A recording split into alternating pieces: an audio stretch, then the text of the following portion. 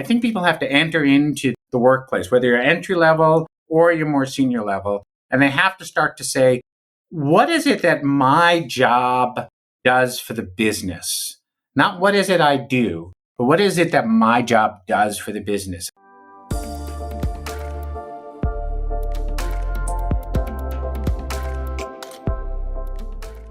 Hey everybody, welcome to another episode of Signal in the Noise. Today, we're joined by Norman Guadagno. He's a seasoned marketer, former CEO and multi-time CMO at many of the world's most innovative technology companies. And he discusses the evolving landscape of marketing and AI and career growth. He talks about a ton of fascinating ideas, including promoting value over features. He believes that effective marketers need to communicate the brand's value, not just individual gizmos. He talks about redefining the role around your skill sets and not just sticking to exactly what's in the job rec, especially in the age of AI. He talks about, for folks worried about AI as challenging their careers, to see AI as an asset that helps level the playing field, to accelerate learning, and to build new tools that enhance your strategic thinking. He believes that marketing needs to do a better job aligning with corporate strategy and that you've got to connect to the goals and the KPIs that actually move the business forward and move beyond vanity metrics. And above all, he thinks that CMOs should sort of act like CEOs. They should understand what drives business success. They should be experts in the core audience that they're selling to, and they should embrace technology as a way to scale up the skill sets and to do better coaching across their entire organization. So get ready for a really insightful conversation on the future of marketing and what it takes to thrive in such a dynamic and quick changing environment. This is another episode of Signal in the Noise. Hi, everybody. Welcome to another episode of Signal in the Noise. I'm your host, Dan Gaynor, leading insights here. And I am thrilled to have on the intrepid, the intelligent, the bespectacled, and many other adjectives, Norman Guadagno. Welcome to the program. It's such a pleasure to be here. Thanks, Dan. And bespectacled is definitely the truth. I can't see a thing without them. I came up with the first two, and then that was gut instinct. Well, you can, I think, see around corners because you are one of the most experienced and creative marketers that I've had a chance to interact with across the career. You've been CMO or marketing lead. You've been CEO of multiple different organizations. Walk us through the career arc. Let's go back to like you in college. What did you major in? And then take us from there. Yeah, sure. And boy, college, I remember it well, as if it were yesterday. When I reflect back on how I got to where I am, I think about college.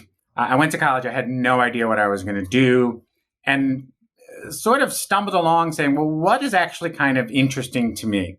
Turned out I, in college, was a psychology major, really focused on how people interact, so social psychology. From there, when I was done with school, I was like, I don't know what I'm going to do. So the natural thing was to go to graduate school, continue on in psychology. And I found that as I was pursuing my graduate degree in psychology, again, focusing on social psychology, organizational psychology, how people interact, I realized that at an abstract level, what really interested me was how people behave, why they behave the way they do, and what can you do to transform or convince them to do something different. And me looking back across time would tell you, oh, I should be a marketer. I didn't realize it at the time, but I found over time, they're like, oh, what really was interesting to me was how people behave and why. And as I went through my career, left graduate school, went into actually designing software, but was very fascinated by the technology world, I constantly came back to the why do people behave the way they do, and what can we do to influence them and to change what they may be able to do, and to use that in a way that I felt was beneficial. Like I wanted to use it for good, not evil. I do make sure that I'm key on that. And I wanted to do it in a way that also capitalized on the things I enjoyed doing. I like communicating with people. I like talking about the things that I'm passionate about.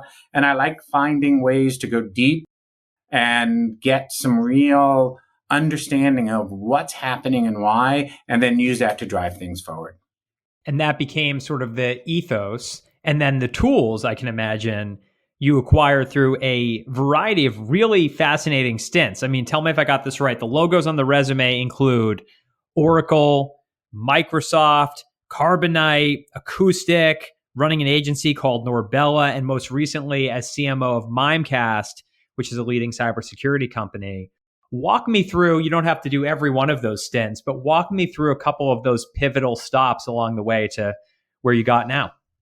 Yeah, and I am super fortunate. I have been through multiple of the revolutions in technology and the evolutions in technology, frankly. I originally was working in Silicon Valley, had the great opportunity to spend a number of years at Oracle early on in my career. And Oracle was great because it was the first big company I'd ever worked for. And at that point in time, far enough along in the past that the company was in the process of transformation. And being at Oracle and starting, frankly, as a product marketer, working my way up to a director level position at Oracle over the space of just a few years, I learned how an organization functions. I learned about the reality of getting things done versus just being able to talk about things. I learned about the reality of being able to move markets. Even at that time, Oracle as a database player was able to move markets, and I saw the value in that.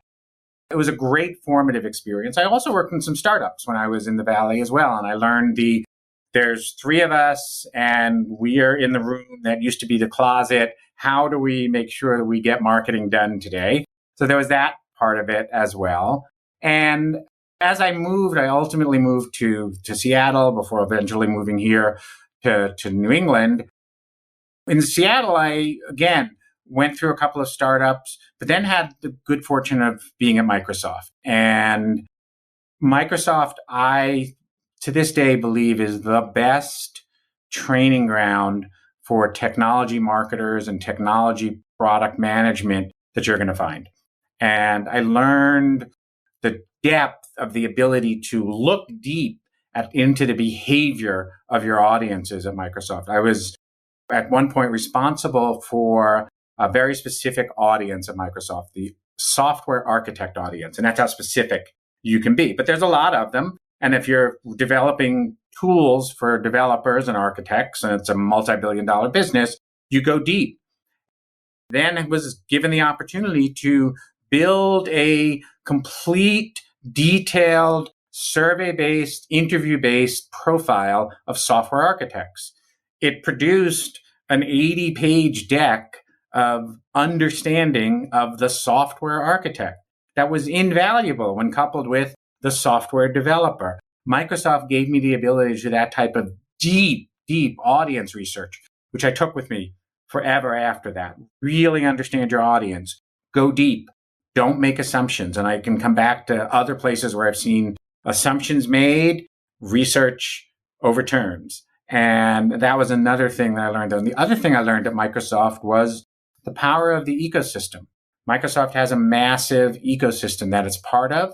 And that taught me the value, for example, of partners in the channel, right? And how you have to realize that no company stands in isolation. So you have to be able to leverage that. I subsequently moved to New England, worked at big companies, worked at agencies. I truly have been fortunate that I've been able to work with great people and interesting companies at unique times in their evolution and transformation.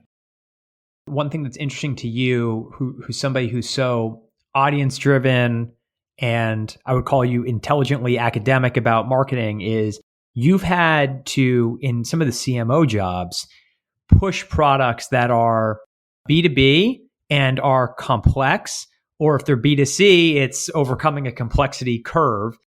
Talk to me a little bit about how you've done that at Carbonite, at Acoustic, and then most recently at Mimecast, talking about the value proposition of protecting personal information, but also trying to make cybersecurity less intimidating and more fuzzy and I would say, welcoming. Just tell me a little bit about how you've gone about that topic.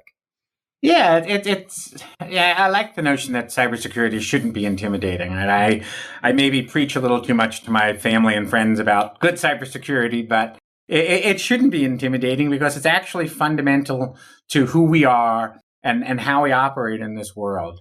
When I came to Carbonite, and if you're not familiar with the business started originally as a backup company, then expanded to be a much broader data protection, data resiliency, cybersecurity suite, for ultimately being acquired by another company a number of years ago. But at Carbonite, originally it was really focused on helping people make sure they backed up their laptop computers. What happens if somebody spills coffee on your laptop? We got you backed up. It was one of the original cloud companies before people even talked about the cloud.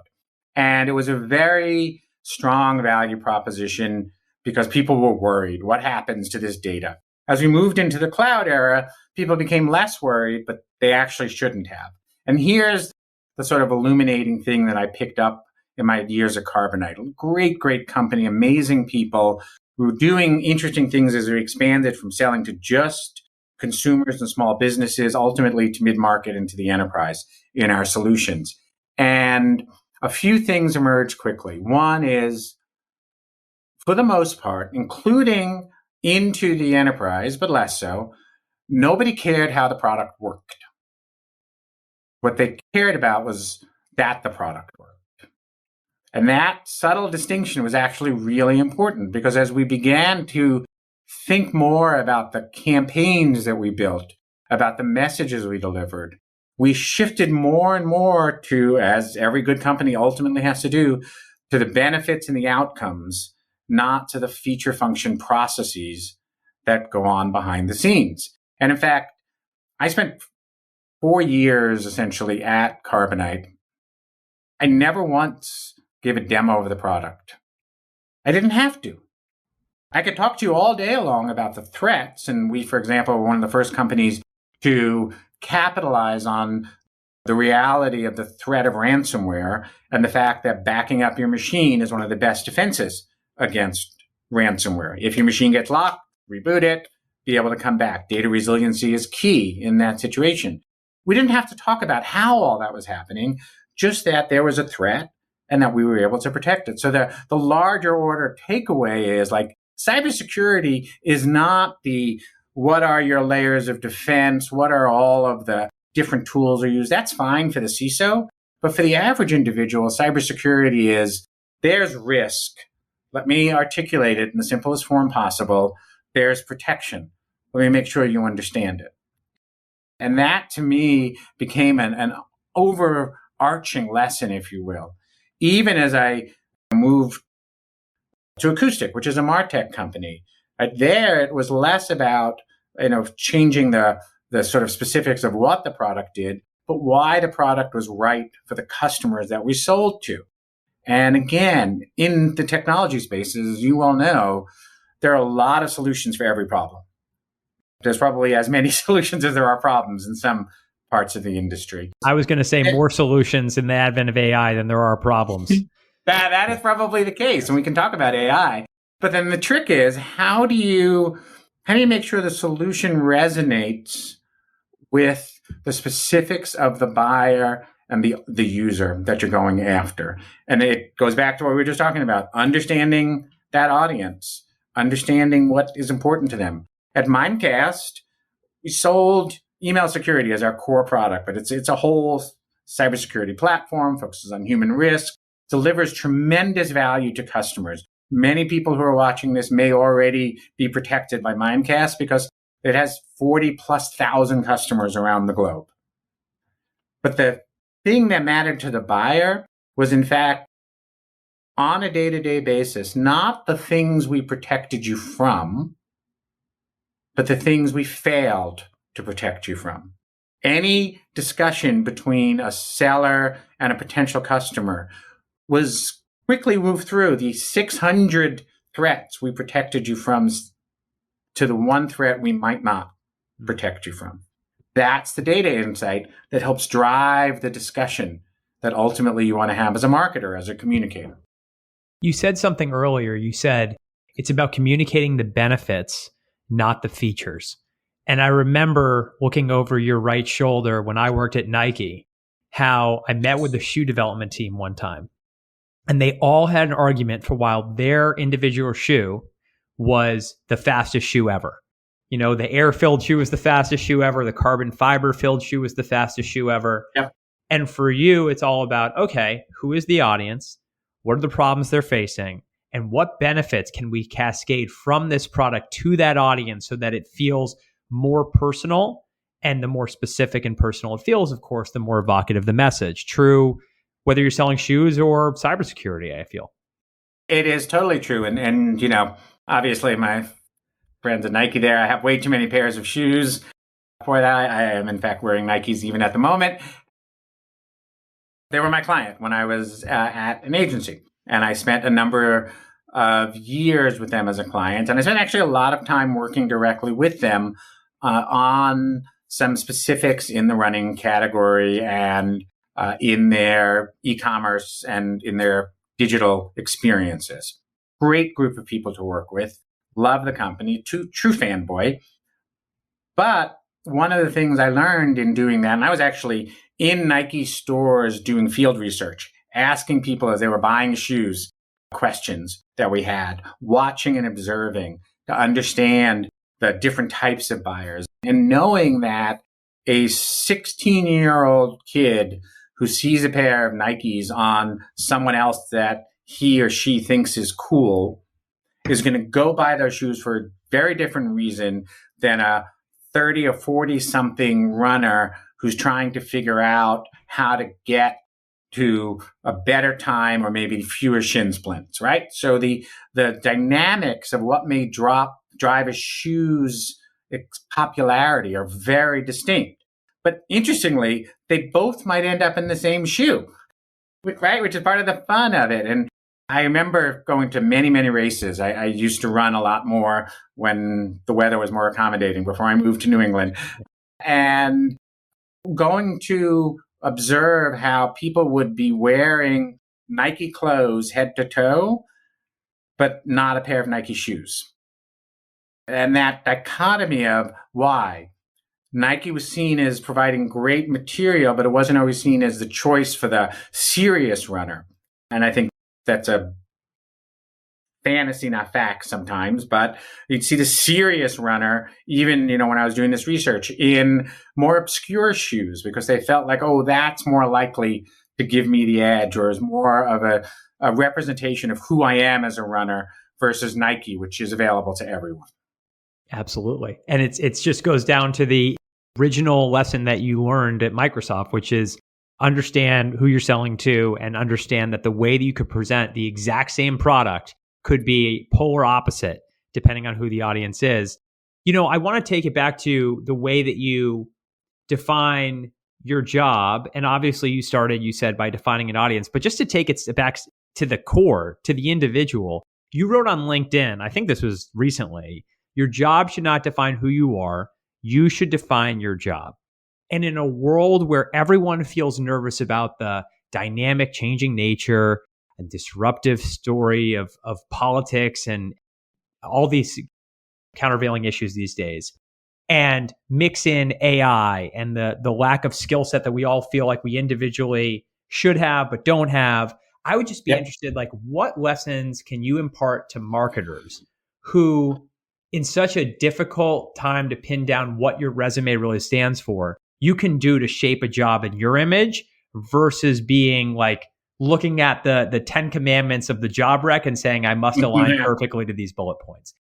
Super insightful question, because I think we're in a time where the jobs that are being defined, whether that be a marketing analyst or marketing manager or a CMO or a communication leader or chief this or that, I think that's going to need a big scrubbing in the next few years when we think about the role that AI can play to augment just about any role, any process, if you will. And I use AI a lot. I'm deep in it trying to get understandings of where it can make my life easier, my job better. The fact that marketing has hit a little bit of a wall on the promise of being able to measure everything and not actually getting any closer to returning value. The threats, frankly, that the role of the CMO is under, where the average tenure is under 2 years, according to some reports, and CMOs feel like they're being asked to do everything, and they're being penalized if they miss one of those everything that they're being asked to do. So that's a long way to say that I think people have to enter into the workplace, whether you're entry level or you're more senior level, and they have to start to say, what is it that my job does for the business? Not what is it I do, but what is it that my job does for the business? If I'm a marketing analyst, entry level, is my job to make sure that I just produce all the data that I'm asked to produce? Or is my job to be able to get some insights into the data and say, hey, maybe we should look at this? Right? So it's this changing the nature of that relationship between you and the ask into the, what can I give back that I think makes the business better? And that is predicated in a large part by understanding what the business needs. Everyone's job is to be fairly well informed and educated as to what the business needs and what's going to drive the business to be better. If you're just toiling away on your piece, but missing the big picture, you're probably letting the job define you versus defining it for yourself. And I think that we're really looking for a way to reestablish the primacy, if you will, of insights that individuals can bring. Like, everyone's so fearful that they're going to lose their job to AI. And I think that you should turn that into, people should be fearful that they're not going to be able to redefine their job to create value for their organization. That means including using AI, understanding the macro situation, understanding how people communicate, being aware that, yes, there may be outside issues that are making you feel a lot of pressure, whether that be political, social, economic. It doesn't matter. You have to figure out, how do you turn it into back to creating value ultimately in the company, and being willing to say, you know what, you hired me as a digital marketer. And I use that phrase intentionally. I hate the phrase digital marketing because it's saying, well, okay, I'm looking for a four-wheel vehicle driver. It's like, well, okay, yeah, me, I could do that. Marketing has to exist in the context of a digital world. Sometimes it'll be purely analog, but trust me, there's digital insights and digital data that's behind that. So stop talking about digital marketing and talk about marketing, and talk about it in the context of back to creating value and unique value for the company. I love what you're saying about connecting the marketing strategy to the corporate strategy, that it's really not enough to hide behind your vanity metrics. I think we've seen Instagram skit after Instagram skit of the marketing team standing up in a meeting and saying, we've got a ton of MQLs. And the CEO says, what are those? And they go, I don't know, but they're up. And I think in your case, you basically took an MBA style approach to it, which is, what does the company need? How can I put points on the board for the company? Not being siloed into a metric, or, to your point about digital marketing, into a basket of channels, especially in an increasingly diversified and fractured landscape. So enter AI, the ultimate tool for synthesizing information, but also one, to your point, that engenders a lot of fear in marketers who are trading first and foremost on their gut instinct, on being relevant and having messages that are resonant. Tell me a little bit about, in a tangible sense, what you are playing with when it comes to AI, and how in your previous roles, these big senior executive roles, you've seen the value of AI in unifying a team to operate more efficiently. It's such an interesting time. I understand the fear that individuals are under regarding AI. I do understand that fear. And I think part of it is fear of the unknown. And part of it, for better or worse, particularly when it comes to marketers, is fear of someone discovering that actually a lot of what we're doing is crap. And the two of those sort of combine to create a real sense of fear. I think that there's two lenses here to look at this through. One of which is, as I'm looking at AI, I look on it as I now have an amazing research assistant. I now have an amazing editor. I now have an amazing handy-dandy paralegal to review things for me. I have a very useful tool or partner research assistant that will summarize all my random input into a coherent, organized fashion very quickly. I have something to automate routine tasks. I have all of that. I can do competitive intelligence. I can find things faster. I've said this before, the value creation, right? So that's what we're in the business of in marketing in any role. But value creation when it comes to AI begins with question formulation. I have to understand and I have to know the right questions to ask to get the greatest value out. And I think for the average marketer, they're so worried about the value creation or destruction that they're forgetting they're the ones who can ask the right questions. They're the ones who can say, I'm looking to do a very specific targeted campaign to this type of audience with this type of offer at this point in the life cycle and get super specific and then let the AI go do the brunt work of, creating a fictitious panel of CMOs to run this by them and coming back with insights on that. But if you don't ask the right questions, you're not going to get the right value. So some of the things that I've seen done, and I'll be honest, even in the companies that I've been in just in recent years, it's still been more experimentation rather than get to value creation because the technology is moving so fast. But we did see, for example, at one of my previous employers, we saw great insights from AI on factors that might drive customers either churning or renewing their contracts with us. Now, why is AI valuable there? Because you can dump a ton of data and it can look for the patterns and it can start to fill it and can build a model that then you can predict with that. That just takes too long to do by hand, or you never see the patterns.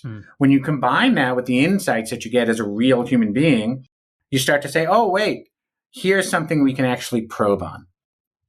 Can I ask you something about talent development? Because what you just said strikes me as the type of role that a junior management consultant would do, a junior lawyer would do. And in many cases, what I'm hearing from friends who in particular work on the agency side of the business is that clients, aka big corporations who hire these agencies to do creative and content for them, are saying, I just want senior level leaders. And for the senior level leaders, basically folks like yourself, you're more valuable than ever because you know how to engineer the question, aka the prompt. You know what the right data is, and you have the taste honed over a lot of pain in order to understand what the right output should look like. But a lot of the grunt work is now gone. And so I would be interested if you're listening to this and you're like in your 20s and you're in your first job, let alone you just started working at an agency. How would you think about using AI as a tool to accelerate your own on-the-job learning, which seems to be less of a benefit and frankly less of a corporate focus for big companies and marketing organizations that are focused on efficiency than ever before? How do you think about AI in the spectrum of coaching talent? Yeah. Think back, Dan, as all of us did, to our earlier years in the work world. And imagine yourself sitting in a meeting. You're in your 20s. You're a junior associate at an agency inside a company. You're sitting in a meeting with maybe it's a quarterly business review or something like that. And the more senior people are rattling off fact after fact as they're talking about, well, we launched a new product and we're seeing uptake in the channel, but not seeing it, in our disties and our VARs are saying this. And then how many questions did you have? I don't know what they're talking about. I don't know what they're talking. I know I did. I was an idiot at that age, maybe even still. I don't know what they're talking about. I don't know what they're talking about. And then you would go and you'd hopefully write down, what do they mean by, VAR? What do they do? What does, this blah, right? And you're writing all this down. And then how long did it take you to go get those questions answered, if ever?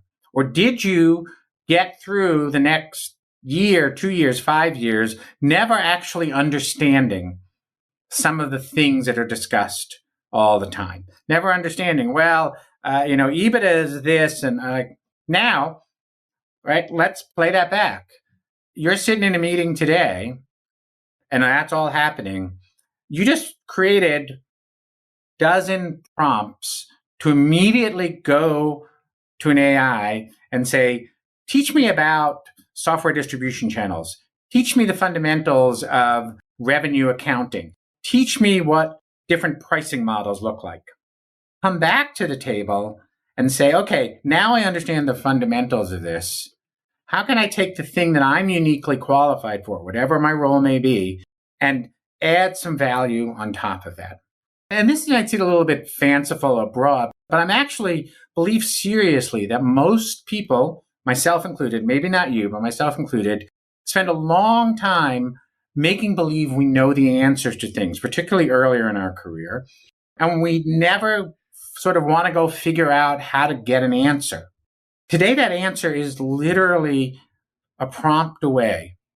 Explain to me pricing models in software as a service. And you get that ability to all of a sudden up-level yourself instantly and move past the things you don't understand. And by the way, if you understand it, you see, oh, wait, this thing I was asked to do over here, now I know why that makes sense. And I really want to stress the fact that great people will do great things over and over again. But even less great people will do great things if they have the knowledge necessary to do those great things. And it's an opportunity ultimately for people who are entry level to feel like, no, this isn't a threat. This is my secret weapon to be able to be on a more level playing field with more senior folks. Do you know what makes you and I better, quote unquote, at doing certain things? You said it yourself. I'll summarize it. It's pattern recognition, right? And how do you get good at pattern recognition? You see it again and again and again. And eventually you're like, I've seen this a few times. What AI and what other things can do and what can help the next generation of great workers is get that pattern recognition faster, sooner, better. And use it to define where you're going from there. And I think what's really cool is the expectation, particularly for younger members of the team, folks in their 20s and 30s, is that the answer is no longer, what is this? The answer is, what can you build to solve the challenge, right? Yep. And I remember, in a corporate job, I was working on quarterly earnings with the CFO, and he looked at me and said, could you go and write a page on why our SG&A expenses are going to be managed? And I literally called my friend who was an investment banker, and I said, what the hell is SG&A? Then he sent me an Investopedia article, and then I was just Googling things, trying not to plagiarize. And today, instead, you could upload the financials and say, what is the trend related to SG&A? And run different scenarios there, come up with your own spreadsheet, even if you're a speechwriter. And that's a tool that I think will be just incredible, because talent will be able to create stuff on their own in isolation that will collectively move the ball forward for the team. And on that note, that's sort of what I wanted to wrap on, which is you are fundamentally a leader of teams. You've worked for literally the world's biggest technology companies. You've run organization as a CEO, a small organization, and then you went back and you became a big tech CMO again. And so just with the level of agility that you've developed, I would be interested, what does the marketing function of the future look like? What does it mean for technology adoption? What does it mean for the talent you're hiring? What does it mean for the KPIs? And what I really mean are expectations of marketers inside bigger companies, particularly product-led companies. What do you think in 5 years a really high-performing marketing function looks like, and who's working there? If you knew how many times a day I think about this question, myself and so many of my peers, we're all thinking about this question. I'm going to give you a scenario that I think about. It's not necessarily the only scenario, and it's potentially right, it's potentially wrong. You get what you pay for here, and that's exactly where we're going to go. But I have given this quite a bit of thought. First of all, I think that the marketing function is under tremendous pressure to reinvent itself, no question whatsoever. And I think that is going to be driven through a couple of different angles. Angle one is, in a world where the very tools, and I hate to use the word, but let's say the etiquette of communication is being reinvented daily, where the way in which companies, individuals, politicians, others use communication methodologies and media to land messages, true or false, that's being changed dramatically every single day. Marketers should be the place where they can provide insight and value into trusted communication. Second is that marketers have to shift their focus from building awareness and brand to drive demand into creating a place and a set of tools to aid growth for the business. Right? And we see a lot of marketers nowadays who are called growth marketers, and we see whole teams, growth marketing teams. I think we have to turn that on its head and turn it into marketing is a growth engine. It provides strategies and tactics for growing the business and should be able to do so effectively. The sales or revenue organization can execute those on the ground, but marketing has to build those strategies. So when you take communication plus growth, what I think you'll see are marketing organizations that are, frankly, leaner, that are a good hybrid of sophisticated experience, senior strategic leaders and communicators, combined with the very best in AI prompt engineers, data analysts, presentation experts, and who use those and often partner with specialized agencies to be able to execute growth plays wherever they may be. And we think a lot in marketing about campaigns. I think we have to start thinking about everything is driving that growth agenda for an organization. And by the way, growth can be measured in many different ways. It doesn't always have to be revenue, right? If you're a nonprofit, right? Growth can be measured in how many new contributors you get. Growth can be measured in all sorts of ways, but marketing has to reorient themselves around growth, and growth strategically and tactically defined. And those smaller, leaner marketing organizations are going to be able to deliver that at high velocity and with a foundation of trust. It's so resonant because you're basically saying CMOs need to think like CEOs, and that no longer are the days where marketing gets to be the creative kid wearing a beret, doing watercolors in the corner. They've got to understand the corporate strategy. And by the way, like ta-ta to the rest of the organization, we get to have the most fun driving growth of anybody, right? Yes. Sales is out there knocking on doors, trying to sell knives. Operations is trying to cut costs and drive efficiencies and negotiate with vendors. But marketing gets to go out there and do the billboard and do the campaign and do thought leadership and do all the cool creative. It's funny that you talk about sales selling knives. I happen to be a fairly decent amateur chef, and I have a thing for knives. I have lovely knives down there, and some of them are very expensive. I don't know if you have knives, but some knives are very expensive.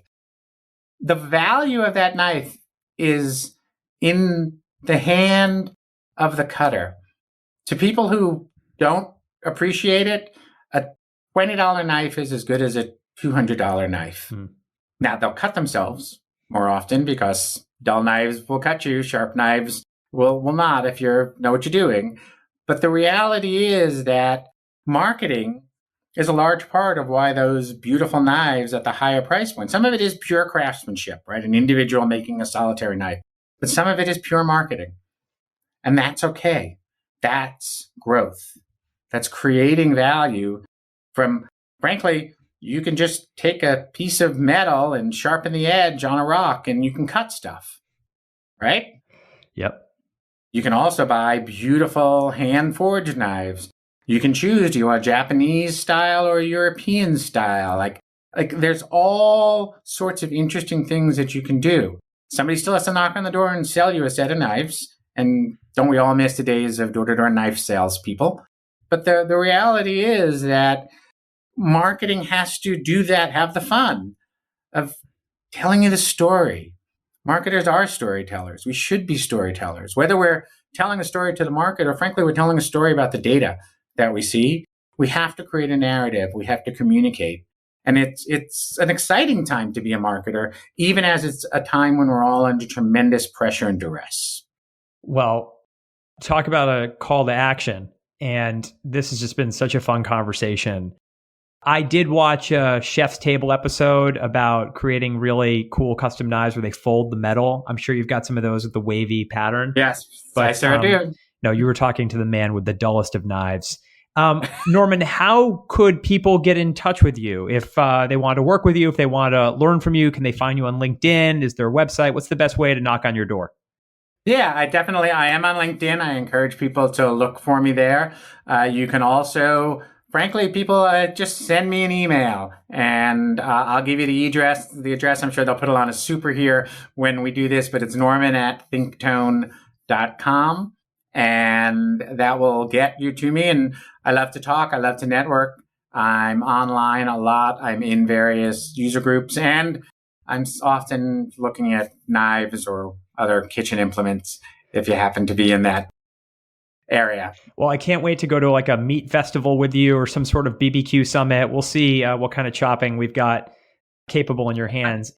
Thank you for your wise words on marketing, on AI, on your story, your trajectory, and what it takes to get to your level. So for all those out there listening, thank you for another episode of Signal in the Noise. We'll see you next time.